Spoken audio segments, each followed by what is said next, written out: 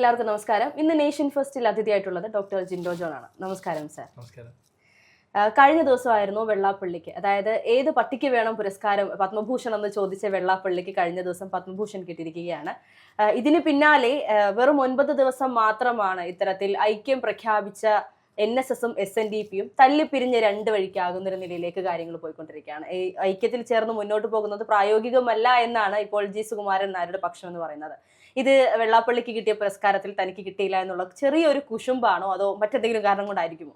അല്ല, ഇത് രണ്ടും രണ്ട് കാര്യമാണ്. ഒന്ന്, വെള്ളാപ്പള്ളി നടേശന് പത്മഭൂഷൺ കിട്ടിയതിൽ അദ്ദേഹത്തിന് അക്കാര്യത്തിൽ നമ്മൾ ആശംസ അറിയിക്കുകയാണ്. പക്ഷെ അത് അദ്ദേഹം സ്വീകരിക്കേണ്ടതാണോ അല്ലെന്ന് അദ്ദേഹത്തിൻ്റെ നിലപാടുകൾ വെച്ചിട്ട് അദ്ദേഹം തീരുമാനിക്കേണ്ടതാണ്. പക്ഷേ രാജ്യത്തിൻ്റെ പരമോന്നത ബഹുമതികളാണ്. അത് തീർച്ചയായിട്ടും കേന്ദ്ര സർക്കാരിൻ്റെ നയപരമായ തീരുമാനത്തിൻ്റെ ഭാഗമാണ് ആർക്ക് കൊടുക്കണം എന്ന് തീരുമാനിക്കുന്നത്. ആ കൊടുക്കുന്ന ആളുകളെ റെസ്പെക്ട് ചെയ്യാനുള്ള മിനിമം ബാധ്യത ഇനിയെങ്കിലും അദ്ദേഹത്തിന് ഉണ്ടാകുമെന്ന് ഞാൻ വിചാരിക്കുക.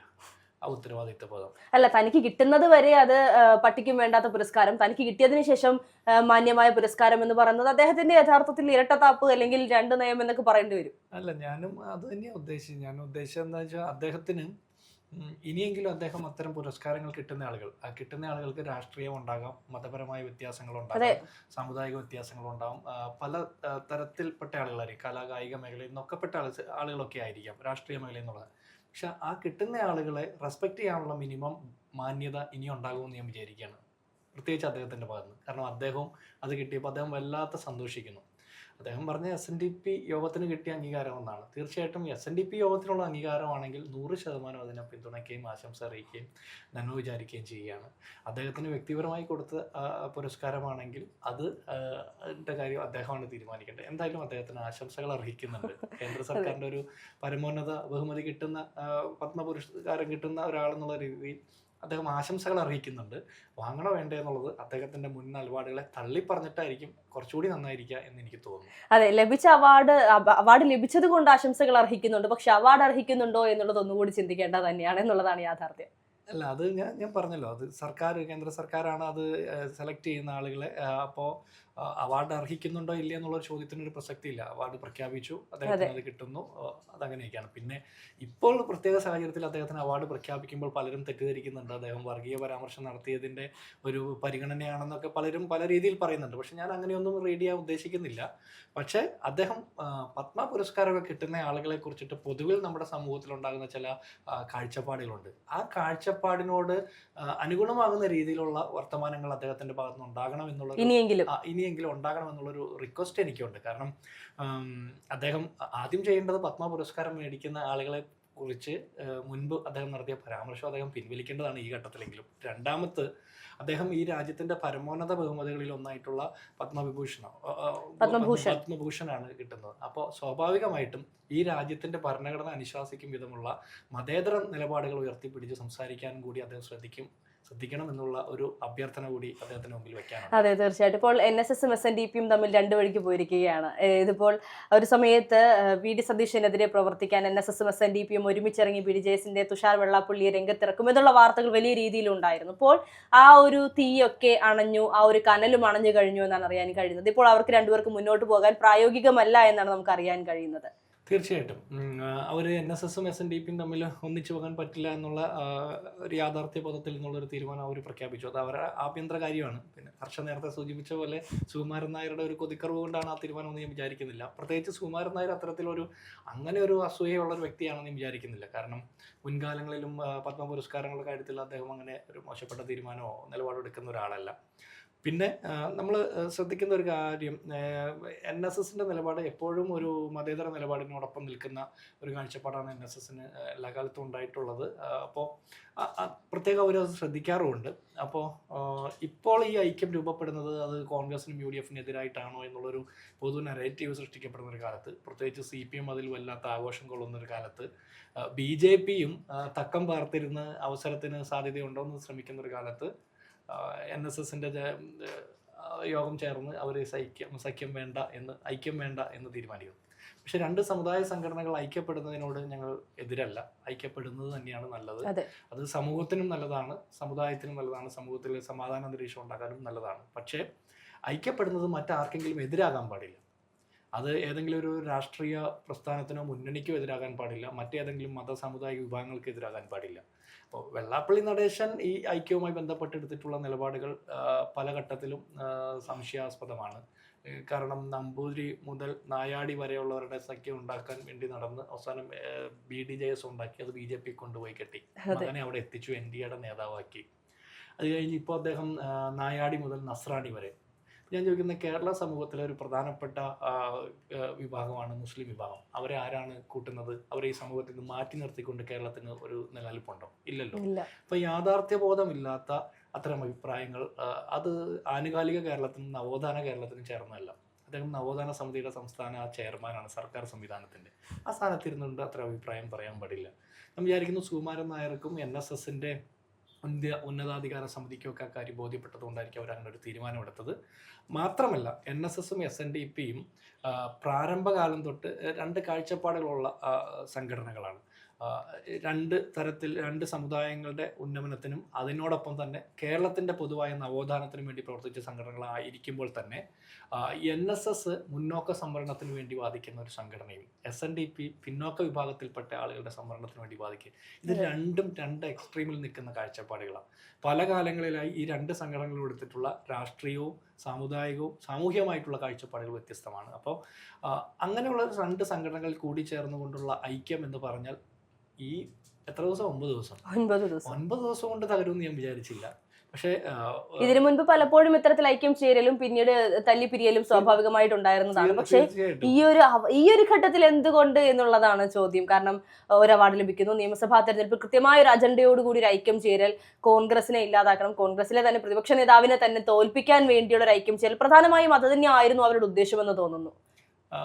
ഞാൻ അങ്ങനെയൊന്നും അതിനെ കടത്തി വായിക്കാൻ ഉദ്ദേശിക്കുന്നില്ല. കാരണം സുകുമാരൻ നായർ തന്നെ പറഞ്ഞിട്ടുണ്ട് കോൺഗ്രസിനെതിരല്ല എന്ന് പറഞ്ഞിട്ടുണ്ട്. അപ്പോൾ പിന്നെ അവർ പറഞ്ഞ വാക്കുകൾ വിശ്വസിക്കുക എന്നുള്ളതാണ് ഒരു സാമാന്യ മര്യാദ. പക്ഷേ അതിനപ്പുറത്ത് ഈ 9 ദിവസം നീണ്ടു നിൽക്കുന്ന ഐക്യത്തിന് വേണ്ടിയിട്ട് ഇത്രയും വലിയ കോലാഹലം കേരളത്തിൻ്റെ രാഷ്ട്രീയ സാമൂഹിക രംഗത്ത് ഉണ്ടാക്കേണ്ട കാര്യം ഉണ്ടായിരുന്നില്ല എന്ന് ഞാൻ വിചാരിക്കുന്നു. മാത്രമല്ല മുൻപ് ഐക്യം തകർന്നപ്പോൾ കേട്ടാലറയ്ക്കുന്ന ആക്ഷേപങ്ങളുണ്ടായിരുന്നു. ഇപ്പോൾ പിന്നെ അത്രയും വലിയ ആക്ഷേപമില്ല. എനിക്ക് തോന്നുന്നു ഇപ്പോഴത്തെ ഒരു പ്രത്യേക അവാർഡ് പ്രഖ്യാപന സാഹചര്യമൊക്കെ അതുകൊണ്ട് വളരെ പോസിറ്റീവായിട്ട് കാണുന്നതുകൊണ്ടായിരിക്കും ഇപ്പോൾ അങ്ങനെ പക്ഷം തിരിഞ്ഞുള്ള ആക്ഷേപവും തെറിവിളിയും ഒന്നും കാണുന്നില്ല. അത് ഏതായാലും നന്നായി. അത്രയെങ്കിലുമൊക്കെ മാറ്റം ഉണ്ടാകുന്നുണ്ട്. ഐക്യം ഉണ്ടാകില്ലെങ്കിലും സമൂഹത്തിൽ വർഗീയതയുടെ ഭിന്നിപ്പുണ്ടാക്കാൻ ശ്രമിക്കാതിരിക്കുക, അധികമായിട്ടുള്ള ഐക്യങ്ങൾ ഉണ്ടാക്കാതിരിക്കുകയും വലിയ കുഴപ്പമില്ലാതെ സമൂഹം പോകുകയാണെങ്കിൽ അതിനൊപ്പം നിൽക്കുന്നതായിരിക്കും കുറെ കൂടി നല്ല നിലപാട്. അത് രാഷ്ട്രീയ ലാഭത്തിന് വേണ്ടിയിട്ട് ഏതെങ്കിലും കക്ഷി രാഷ്ട്രീയ പാർട്ടികൾക്ക് വേണ്ടിയിട്ട് പക്ഷം ചേർന്നുകൊണ്ട് ഉള്ള അഭിപ്രായം പറയാൻ പാടില്ല. അപ്പോൾ ഇതിൽ കൃത്യമായ ഒരു രാഷ്ട്രീയം പറഞ്ഞാൽ BDJSന്റെ നേതാവായിട്ടുള്ള NDAയുടെ ഘടകകക്ഷി നേതാവായിട്ടുള്ള തുഷാർ വെള്ളാപ്പള്ളിക്ക് ഇതിലെന്ത് റോൾ എന്നുള്ളതാണ് സുകുമാരൻ നായർ ചോദിച്ച ചോദ്യം. അത് പൊതുസമൂഹം ചോദിക്കുന്ന. വെള്ളാപ്പള്ളി നടേശൻ സംസ്ഥാനത്തെ പിണറായി വിജയൻ സർക്കാരിനെ പിന്തുണയ്ക്കുകയും പിണറായി വിജയൻ സർക്കാരിന് ഏറ്റവും വേണ്ടപ്പെട്ട ആളും പിണറായി വിജയന്റെ മനസാക്ഷി സൂക്ഷിപ്പുകാരൻ എന്നോണം അഭിപ്രായങ്ങൾ പറയുകയും ആ വെള്ളാപ്പള്ളി നടേശനുമായി ബന്ധപ്പെട്ട എല്ലാ കാര്യത്തിലും സർക്കാർ കൈയയച്ച് ബ്ലാങ്ക് ചെക്ക് കൊടുത്ത് പിന്തുണയ്ക്കുകയും ചെയ്യുന്നു. അതേസമയം തന്നെ അദ്ദേഹത്തിന്റെ മകനും BDJSന്റെ നേതാവുമായിട്ടുള്ള തുഷാർ വെള്ളാപ്പള്ളി NDAയുടെ നേതാവാണ്, BJPക്ക് വേണ്ടി പണിയെടുക്കുന്നു. വെള്ളാപ്പള്ളി നടേശന് നരേന്ദ്രമോദിയെക്കുറിച്ചോ BJPയെക്കുറിച്ചോ ഒരു എതിരഭിപ്രായവും ഇല്ല. അപ്പോൾ CPMന്റെ ഓരം പറ്റി നിന്നുകൊണ്ട് നരേന്ദ്രമോദിയുടെ രാഷ്ട്രീയം പറയുന്ന വെള്ളാപ്പള്ളി നടേശന്റെ രാഷ്ട്രീയത്തെ ഞങ്ങൾ എതിർക്കുന്നത്. അതെ, തീർച്ചയായിട്ടും ഒരു വിരോധാഭാസം തന്നെയാണ് ഇവിടെ നമുക്ക് പറയേണ്ടി വരുന്നത്. CPMനോട് ചേർന്ന അച്ഛനും സ്വാഭാവികമാണ്, ഇപ്പോൾ രണ്ട് പാർട്ടിയിലെ അച്ഛനും മകനും വരുന്നതിൽ തെറ്റെന്ന് പറയാനില്ല. പക്ഷേ ഒരേ സമയം രണ്ട് പാർട്ടിയെ പിന്തുണച്ചുകൊണ്ട് ഒരു വ്യക്തി മുന്നോട്ട് വരുമ്പോൾ അതിനിടയ്ക്ക് ഒരു സമയത്ത് ഈ പറഞ്ഞ BDJS LDFനോട് ചേരുന്നു അല്ലെങ്കിൽ LDFനോടൊപ്പം വരാൻ പോകുന്നു എന്നുള്ള വാർത്തകൾ കൂടി സജീവമായിരുന്നു. ഇത്തരത്തിൽ ഞാൻ നേരത്തെ സൂചിപ്പിച്ചതുപോലെ ഈ ഒരു ഐക്യം ചേരുന്ന സമയത്ത് പല കോണുകളിൽ നിന്നും ഉയർന്ന വാർത്തയായിരുന്നു ഞാൻ നേരത്തെ VD സതീശനെതിരെ എന്ന് പറഞ്ഞത്. അതിൽ വെള്ളാപ്പള്ളി നടേശൻ പറഞ്ഞൊരു കാര്യമാണ്, ഈ പറയുന്ന തുഷാർ വെള്ളാപ്പള്ളിയെ ഇറക്കാൻ സാധ്യതയുണ്ട് BJP സ്ഥാനാർത്ഥിയായിട്ട് എന്നുള്ളത്. അതേസമയം CPM പറയുന്നത് അവർക്ക് സ്ഥാനാർത്ഥിയെ നിർത്താൻ സാധിച്ചില്ലെങ്കിൽ CPI സ്ഥാനാർത്ഥിയെ നിർത്തുകയാണെങ്കിൽ വിമതനായ അല്ലെങ്കിൽ സ്വതന്ത്രനായ ഒരാളെയെങ്കിലും അവർ നിർത്തുമെന്നുള്ളത്. എല്ലാവരുടെയും അജണ്ട ഒന്ന് തന്നെയാണ്, കോൺഗ്രസിനെ പൂർണ്ണമായും ഇല്ലാതെയാക്കുക എന്നുള്ളത്. തീർച്ചയായിട്ടും VD സതീശനെതിരെ പ്രതിപക്ഷ നേതാവിനെതിരെ പറവൂർ BDJSന്റെ സ്ഥാനാർത്ഥി മത്സരിച്ചിട്ടുണ്ട്, വലിയ വോട്ട് പിടിക്കുകയും ചെയ്തു. അപ്പോഴൊക്കെ വി ഡി സതീശന്റെ ഭൂരിപക്ഷം വർദ്ധിക്കുക ചെയ്തത്. ഇവർ നിരന്തരം വെല്ലുവിളിക്കും തോറും ഭൂരിപക്ഷം വർദ്ധിക്കുക ചെയ്തത്. പറവൂർ മണ്ഡലത്തിന്റെ ഒരു പ്രത്യേകത, അവിടെ ഒരു 60%-ലധികം ഇഴവരുള്ള സമുദായ സംഘടനയിൽപ്പെട്ട ആളുകൾ ഉള്ള സ്ഥലമാണ്. അവിടെ പോലും JS വന്നിട്ട് അവരുടെ സ്ഥാനാർത്ഥി മത്സരിച്ചപ്പോൾ പോലും ഭൂരിപക്ഷം വി ഡി സതീശന്റെ കൂടുക ചെയ്ത്. CPI അവരുടെ എക്കാലത്തെ മികച്ച സ്ഥാനാർത്ഥികളെ ഇറക്കുന്നു. സാന്റിയാഗോ മാർട്ടിന്റെ പണക്കൊഴുപ്പിന്റെ ബലം കാണിക്കാൻ നോക്കുന്നു. എന്നിട്ടൊക്കെ പ്രതിപക്ഷ നേതാവിന്റെ ഭൂരിപക്ഷം പറവൂർ മണ്ഡലത്തിൽ വർദ്ധിക്കുക ചെയ്ത്. അപ്പം ഇതിൽ നമ്മൾ മനസ്സിലാക്കേണ്ട തുഷാർ വെള്ളാപ്പള്ളി അല്ല, വെള്ളാപ്പള്ളി നടേശൻ വന്ന് മത്സരിച്ചാലും പറവൂർ വി ഡി സതീശൻ ജയിച്ചിരിക്കും. അത് പറവൂരുള്ള ഈഴവ സമുദായ അംഗങ്ങളുടെ നിശ്ചയദാർഢ്യം. അവർ സമുദായ സംഘടനയുടെ നേതാവിന്റെ തെരഞ്ഞെടുപ്പല്ല നടത്തുന്നത്, കേരള നിയമസഭയിലേക്കുള്ള ഒരു MLA-യുടെ തെരഞ്ഞെടുപ്പ്. അക്കാര്യത്തിൽ പറവൂർ നിയോജക മണ്ഡലത്തിലെ CPM-കാർ ഉൾപ്പെടെയുള്ള ഈഴവരും നായന്മാരും ക്രിസ്ത്യാനികളും മുസ്ലിങ്ങളും അടക്കമുള്ള മുഴുവൻ മതേതര ജനാധിപത്യ വിശ്വാസികളായിട്ടുള്ള മനുഷ്യർക്ക് അഭിമാനിക്കാം. കേരളത്തിലെ ഏറ്റവും മികച്ച MLA-മാരിൽ ഒരാളെയാണ് അവർ തിരഞ്ഞെടുക്കുന്നത്. അപ്പോൾ അവിടെ തുഷാർ വെള്ളാപ്പള്ളിയോ വെള്ളാപ്പള്ളി നടേശൻ മത്സരിച്ചാലും വി ഡി സതീശന്റെ ജയം ഉറപ്പാണ്. അപ്പോൾ വെറുതെ വന്ന് മത്സരിച്ച് നാണം കെടേണ്ട ആവശ്യമില്ല. പിന്നെ BDJS എന്നുള്ള രാഷ്ട്രീയ പാർട്ടി രൂപീകരിക്കപ്പെട്ടതിന് ശേഷം ഇത്തരം പാർട്ടികൾ രൂപീകരിക്കപ്പെടുന്നത് ഒരു സമുദായത്തെ കൂട്ടുപിടിച്ച് രാഷ്ട്രീയ പാർട്ടി രൂപീകരിക്കുമ്പോൾ സ്വാഭാവികമായിട്ട് ആ സമുദായത്തിന്റെ ഉന്നമനത്തിന് വേണ്ടി പ്രവർത്തിക്കും എന്നുള്ളതാണല്ലോ പൊതുവെ വരുന്ന ഒരു കാഴ്ചപ്പാട്. BDJS രൂപീകരിക്കപ്പെട്ടതിന് ശേഷം കേരളത്തിലെ ഈഴവ സമുദായത്തിൽപ്പെട്ട സാധാരണക്കാരായിട്ടുള്ള മനുഷ്യരുടെ ജീവിതത്തിൽ ഏതെങ്കിലും തരത്തിലുള്ള ഒരു നന്മ ഉണ്ടായിട്ടുണ്ടോ എന്ന് അവരാണ് പറയേണ്ടത്. ആ സമൂഹത്തോട് പറയണം, കേരളത്തിലെ പൊതുസമൂഹത്തോട് പറയണം. ഈ ഈഴവ സമുദായത്തിൽപ്പെട്ട ആളുകളുടെ പെട്രോളിന്റെ വില കുറഞ്ഞോ, ഡീസലിന്റെ വില കുറഞ്ഞോ, വിലക്കയറ്റ തോത് കുറഞ്ഞോ, അവരുടെ നിത്യോപയോഗ സാധനങ്ങളുടെ വില കുറഞ്ഞോ, അവരുടെ ജീവൻ രക്ഷാ മരുന്നുകൾ വിലക്കുറവിൽ കൊടുക്കാൻ പറ്റിയോ, ഈ രാജ്യത്തെ സർക്കാരിനെ കൊണ്ടോ ഈ സംസ്ഥാനത്തെ സർക്കാരിനെ കൊണ്ടോ ആ സമുദായത്തിൽപ്പെട്ട ആളുകൾക്ക് പ്രത്യേകമാം വിധം എന്തെങ്കിലും നേട്ടം ചെയ്തു കൊടുക്കാൻ പറ്റിയോ, തൊഴിലില്ലായ്മ കുറയ്ക്കാൻ പറ്റിയോ? ഒന്നും ചെയ്യാൻ പറ്റിയില്ല എന്ന് മാത്രമല്ല, മുൻപുള്ളതിനേക്കാൾ കുറെ കൂടി മോശപ്പെട്ട സാഹചര്യത്തിലേക്ക് പൊതുവിൽ മുഴുവൻ മനുഷ്യരെയും വിട്ടു, അക്കൂട്ടത്തിൽ ആ സമുദായത്തിലുള്ള ആളുകളെയും വിട്ടു എന്നുള്ളതിനപ്പുറം എന്ത് നേട്ടമാണ് ഉണ്ടായത്? അപ്പോൾ ഒരേ സമയം BDJS ഉണ്ടാക്കി തുഷാർ വെള്ളാപ്പള്ളി NDA-യോടൊപ്പം BJP-യോടൊപ്പം നിൽക്കുകയും വെള്ളാപ്പള്ളി നടേശൻ പിണറായിനെ പിന്തുണയ്ക്കുകയും ചെയ്യുന്നതിന്റെ ഉത്തമമായ ലക്ഷ്യം ഇത്രയേ ഉള്ളൂ.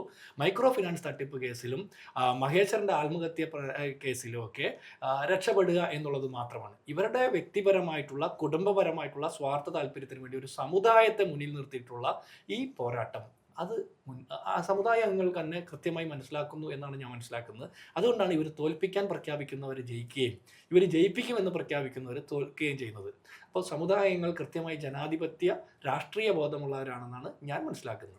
അതെ, തീർച്ചയായിട്ടും. ഇവിടെ ഇപ്പോൾ വെള്ളാപ്പള്ളിക്ക് അല്ലെങ്കിൽ വെള്ളാപ്പള്ളി നടേശന് പത്മഭൂഷൺ ലഭിക്കുന്നു, അതുപോലെ VS അച്യുതാനന്ദന് പത്മവിഭൂഷൺ ലഭിക്കുന്നു. ഇതൊക്കെ ഈ പറയുന്ന ഈഴവ വോട്ടുകൾ സമാഹരിക്കാനുള്ള കേന്ദ്രത്തിന്റെ നീക്കമായിട്ട് നമുക്ക് കാണാൻ സാധിക്കില്ല. അങ്ങനെ പറയാൻ കാരണം ഈ പറയുന്ന രണ്ടുപേരുടെയും പേര് സംസ്ഥാന സർക്കാർ നൽകിയ ലിസ്റ്റിൽ ഇല്ലായിരുന്നു എന്നുള്ളതാണ് യാഥാർത്ഥ്യം. സംസ്ഥാന സർക്കാർ നൽകിയ ലിസ്റ്റിൽ എന്തുകൊണ്ടാണ് ഇല്ലാതായി പോയെന്നാണ് ഞാൻ ആലോചിക്കുന്നത്. വെള്ളാപ്പള്ളി നടേശൻ്റെയൊക്കെ ഉണ്ടാവേണ്ടതാണ് ഇപ്പോഴത്തെ ഒരു പ്രത്യേക താല്പര്യത്തിൽ വെച്ചിട്ട്. അപ്പം ഞാൻ പറഞ്ഞ അങ്ങനെ ഇല്ലെങ്കിലും കേന്ദ്ര സർക്കാരിന്റെ സ്വമേധ ഇതിനു മുമ്പും പത്മ പുരസ്കാരം പ്രഖ്യാപിച്ചപ്പോൾ കേന്ദ്ര സർക്കാർ അങ്ങനെ തീരുമാനമെടുത്ത് നടപ്പാക്കിയിട്ടുണ്ട്. അല്ല, ഞാൻ പറയുന്നത് ഇതിൽ പൊതുവിൽ മനുഷ്യരെല്ലാവരും വലിയ ബുദ്ധിയുള്ളവരായിട്ട് നമ്മൾ ആരെയും കാണണ്ട. സാമാന്യ ബുദ്ധിയുള്ള മനുഷ്യരുടെ എല്ലാവരും കാഴ്ചപ്പാടിൽ എങ്ങനെ മനസ്സിലാക്കുക? വെള്ളാപ്പള്ളി നടേശൻ നരേന്ദ്രമോദിയെ വിമർശിക്കുന്നില്ല, കേന്ദ്ര സർക്കാരിനെ വിമർശിക്കുന്നില്ല. അദ്ദേഹത്തിന്റെ മകനും അദ്ദേഹത്തിന്റെ മനസാക്ഷിയുമായിട്ടുള്ള തുഷാർ വെള്ളാപ്പള്ളി NDA-യുടെ നേതാവാണ്, BDJS-ന്റെ നേതാവാണ്. അതേസമയം വെള്ളാപ്പള്ളി നടേശൻ കേരളത്തിലെ പിണറായി വിജയൻ സർക്കാരിനെ പിന്തുണയ്ക്കുന്നു. അപ്പോൾ കേരളത്തിലെ UDF-ഉം കോൺഗ്രസും കേരളത്തിലെ CPM ഇതര രാഷ്ട്രീയ പാർട്ടികളിൽപ്പെടുന്ന മുഴുവൻ ജനാധിപത്യ മതേതര മനുഷ്യരും പറയുന്നത് വെള്ളാപ്പള്ളി നടേശൻ നടപ്പാക്കുന്നത് കേന്ദ്രത്തിലെ നരേന്ദ്രമോദിയുടെ നയവും കേരളത്തിലെ പിണറായി വിജയന്റെ നയവും പറഞ്ഞ് പ്രതിഫലിപ്പിക്കുക എന്നുള്ളതാണ്. അതിൽ വ്യത്യാസമില്ലല്ലോ. അപ്പോൾ വെള്ളാപ്പള്ളി നടേശൻ ദൂതിന് വിടുന്നത് തുഷാർ വെള്ളാപ്പള്ളിയെയാണ്. അതാണല്ലോ NSS ഐക്യം തകരാനുള്ള കാരണം. തുഷാർ വെള്ളാപ്പള്ളിയെ വിടുമ്പോൾ അതിൽ NSS ഒരു കാര്യം മണക്കുകയാണ്, ഇതിലൊരു രാഷ്ട്രീയമുണ്ട്, അത് BJP-യുടെ രാഷ്ട്രീയമാണെന്ന് മടക്കുക. NSS ഒരു കാലത്തും സംഘപരിവാറിനോടൊപ്പം ആയിരുന്നില്ല എന്ന് നമ്മൾ തിരിച്ചറിയണം. കേരളത്തിൽ NSS സംഘപരിവാറിനോടൊപ്പം തീരുമാനിച്ചാൽ അത് വലിയ ബുദ്ധിമുട്ടുകളുണ്ടാകും കേരളത്തിൻ്റെ മതേതര മൂല്യങ്ങൾക്ക്. അപ്പോൾ അങ്ങനെ വരുന്നില്ല NSS. അപ്പോൾ അതും നമ്മൾ അംഗീകരിക്കണം. നമുക്ക് പല വിമർശനങ്ങളുണ്ടാവും. സാമുദായിക നേതാക്കന്മാരെടുക്കുന്ന രാഷ്ട്രീയ താല്പര്യങ്ങൾ നിലപാടുകളെ കുറിച്ചിട്ട് നമുക്ക് വിമർശനം ഉണ്ടാവും, അവർ ഉപയോഗിക്കുന്ന വാക്കുകളെ കുറിച്ചിട്ടൊക്കെ ഉണ്ടാവും. പക്ഷേ NSS എന്നുള്ള സംഘടനയോ NSS-ന്റെ നേതാവ് സുകുമാരൻ നായരോ ഒരിക്കലും BJP അനുകൂല വർത്തമാനം പറഞ്ഞായിട്ട് നമ്മുടെ ഒരു ശ്രദ്ധയിൽപ്പെട്ടിട്ടില്ല. അതൊരു നല്ല കാര്യമായിട്ടാണ് ഞാൻ കാണുന്നത്. തീർച്ചയായിട്ടും.